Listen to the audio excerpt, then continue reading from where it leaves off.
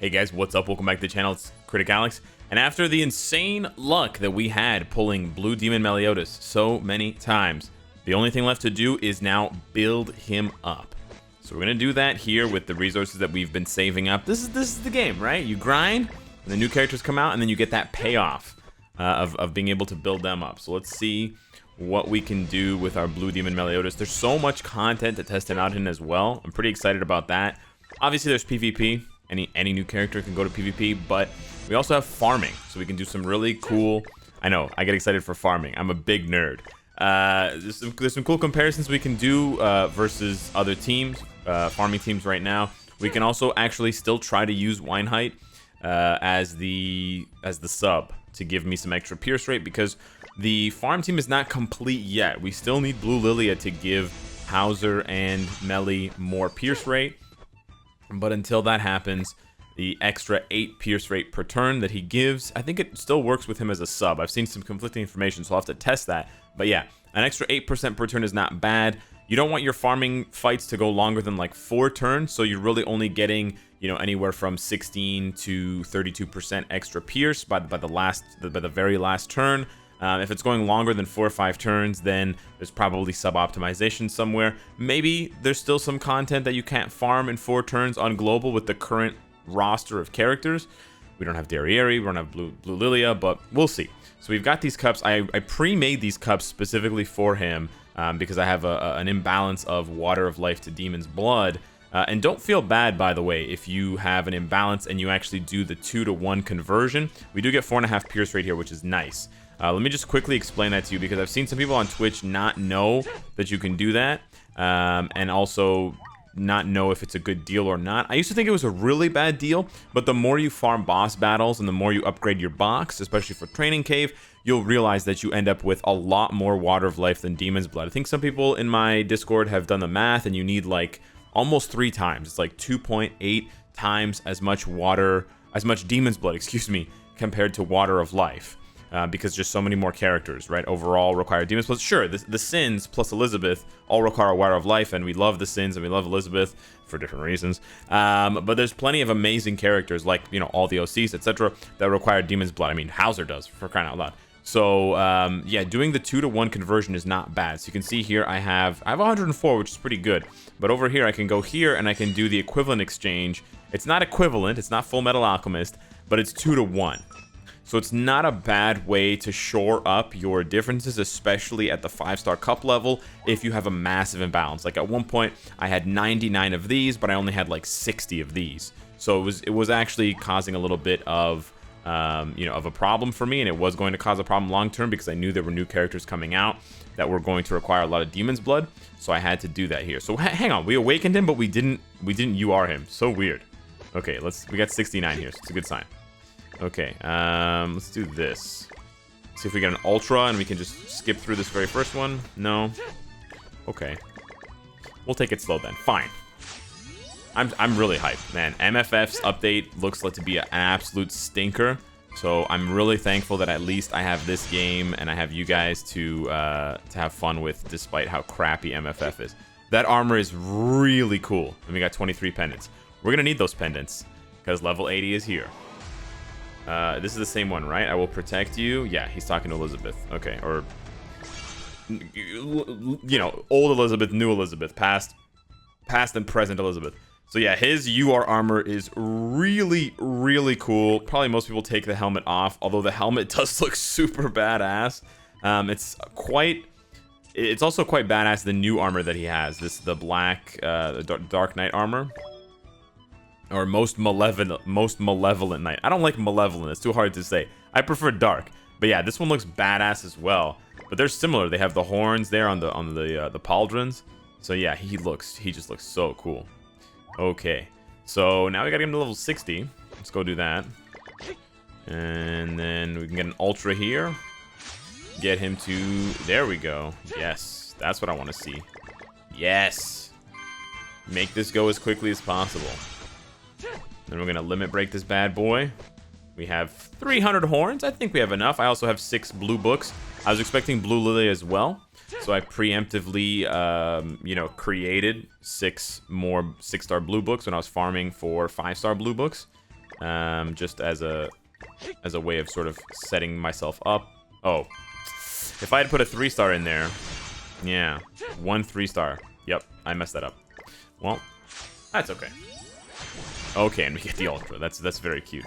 And then we can limit break this bad boy again. Yep, we have enough materials. Boom. The back-to-back. The back-to-back. Are we gonna go back-to-back-to-back on the limit breaking? Okay. No. Okay, we only get the ultra successes when we don't need them. So obviously here we're gonna get an ultra success. A super success, of course. We go 75? Sure, let's go 75. Why not? I have 240 ears as well. Boom. I have been hoarding this time around, boys. And then the last one. Oh, I haven't seen this one yet. So I have enough, yeah, to take him to 80.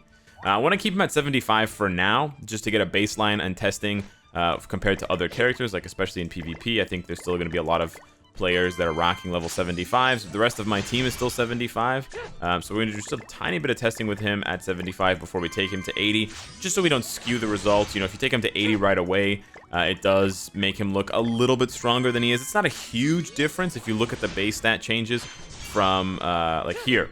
If you look at the base stat changes from 75 to 80, it's not gonna blow you out of the water. You know, so we're not talking like thousands of attack or anything like that, but it does have some impact. So we're gonna swap over the deadly Escanor gear that we had on Blue Gila. Oh, Blue Gila. He's at 36k. Nice, almost 37k, and we are missing cosmetics. So now let's go grab this unique Absolute Volition.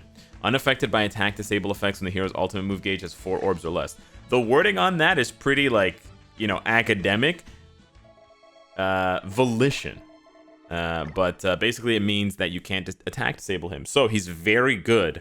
He is very good against Red Gother because of the fact that attack ceiling just does not work until he has full ult gauge. And when he has full ult gauge, it doesn't matter because he's just going to ult you. So it doesn't matter. So we have to fight Bon, which is the sort of quintessential fight between the two of these in Season 1 or Season 2, somewhere in the middle. Inflicts Pierce 100%. Yeah, we got the Pierce attack, and then we've got the Corrosion. So let's go like this, and then we'll do the level 2 Pierce.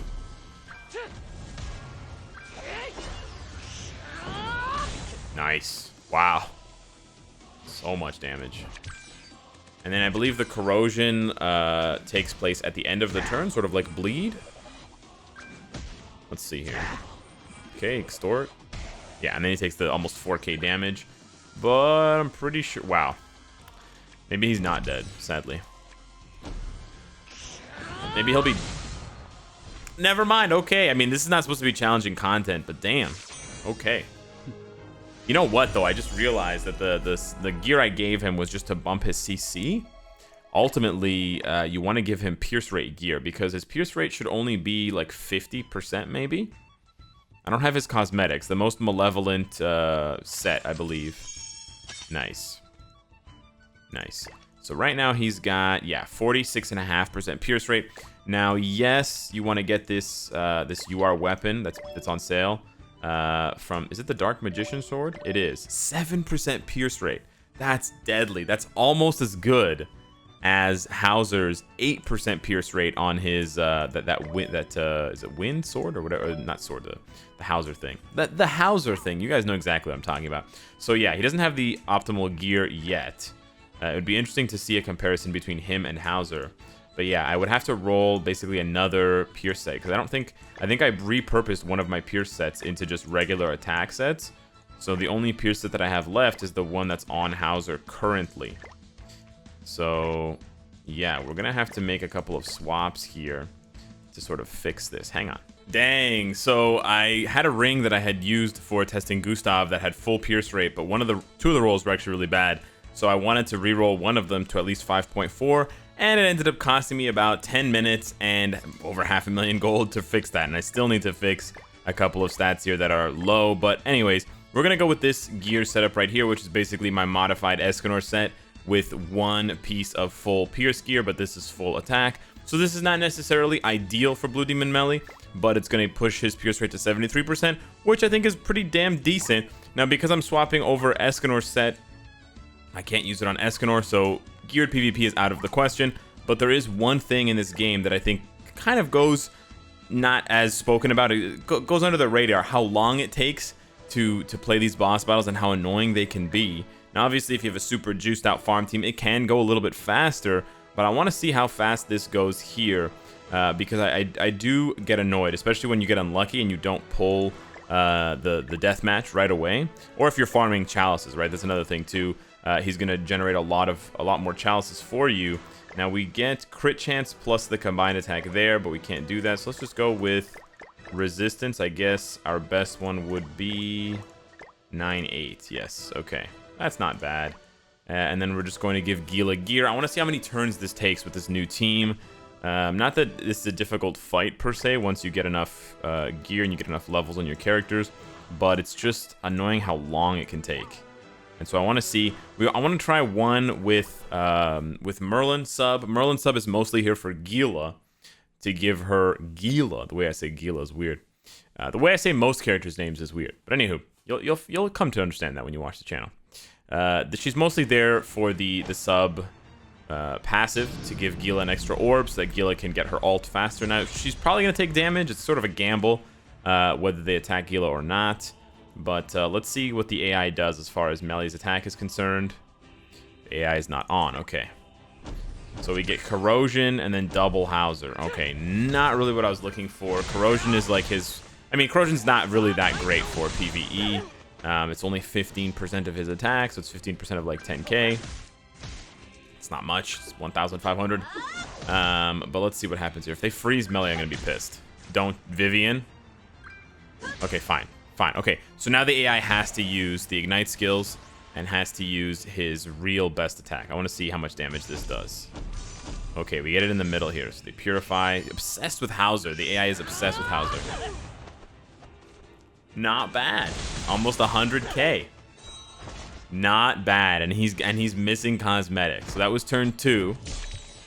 Turn 3 here, we're gonna have Hauser's ult up, and Hauser's pretty much gonna wipe the board. If I were to control the AI and choose more of his... I mean, you can't control the AI, but if the AI were to be less dumb and actually... Wow, they're obsessed with killing Gila. If they actually used his attack here more often... Let me do this. They're probably dead. Well, I mean, they're definitely dead, but... Wow. That's nice. And he goes to 80. And we got cosmetics still to get, right? He's not 5 out of 5 on the weapons. So it goes way... Wow. So his level 1 attack... Wow. Is doing crazy damage. That was quick. And that was nice. And then the next thing I want to test out here is... Yeah, we're not going to get it on the first try. This is what I mean. The deathmatch rate, you guys, goes like 80%. And you're just like so annoyed with it. Stop it. All right. We need those... I don't know, those cosmetics. I was gonna say we need the cosmetics to guarantee specific deathmatch bosses, but that doesn't mean that you're gonna find the deathmatch quickly. I want to try this with Wine Height to see if this should activate. Well, if it doesn't activate, then this testing is pointless. So nice. But if it does activate, then we'll see. It shouldn't really matter though, because this is a 3 or 4 turn fight. Regardless, it definitely benefits 66% of my team because both Hauser and Meli need the pierce rate and do more damage the more pierce rate they have. But I guess it also depends on whether the AI chooses the pierce attacks. It seems obsessed with the corrosion for now. We're gonna have to train the AI. Okay, okay. Let's see here. Okay, now almost 90k, not bad. Which is more than double what Hauser did on his attack. We don't get any more Meli cards. That's cool. Thanks, game. That's cool. Unbelievable. Wow. So I just have... Yeah. I guess we could Ignite. It's probably going to Purify Hauser and then level 2. Oh, double Hauser. Okay. Well, even if I was controlling the AI, it doesn't matter because we're not getting any Meli cards. But that one hit is often good enough. Seriously? What are these cards? What is this? You know I'm making a YouTube video, so you completely sabotage me? And then you're gonna kill Gila. Well, if you kill Gila, couldn't you had one job. AI. You had a single job. All you had to do was kill Gila. And you couldn't even do that. I'm so disappointed in you. Because at least then we have more chances to get melee cards. Yeah. Worst case scenario. This is what happens when we don't have Merlin. Oh.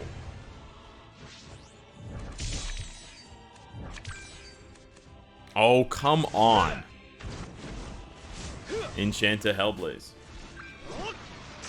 There you go. Perfect. Thank you, Dreyfus. Once again, you're the hero that we deserve. But not the hero that we need right now. Or maybe it's the other way around. Yes! See? If Daddy Dreyfus hadn't done that, we wouldn't have gotten this level 2. Alright. I'm pretty sure they're all dead now. Just a casual 90k. So his level... Oh no, it's 90k to 2 characters. Okay, so that would have been like 135k. Wow, so his level 2 does like almost 150,000, almost 140,000 to a full set of 3 enemies.